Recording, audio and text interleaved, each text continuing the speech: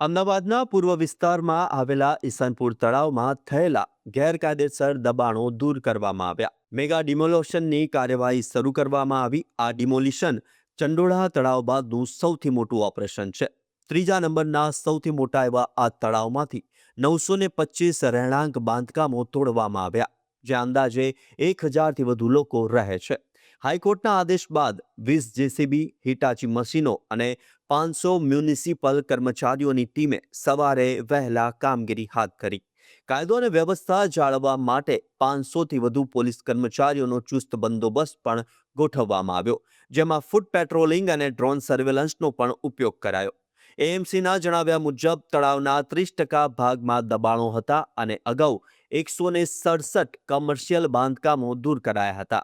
આ કાર્યવાહી ચોમાસુ અને દિવાળીને કારણે અટકાવવામાં આવી હતી, પરંતુ હવે અસરગ્રસ્તોને પ્રધાનમંત્રી આવાસ યોજના હેઠળ મકાનો ફાળવવામાં આવશે. ડિમોલેશનના કારણે ઈસનપુર, રામવાડી અને સબ ઝોનલ ઓફિસ તરફના રસ્તાઓ બંધ કરાતા વાહન ચાલકોને થોડી હાલાકીનો સામનો કરવો પડ્યો હતો.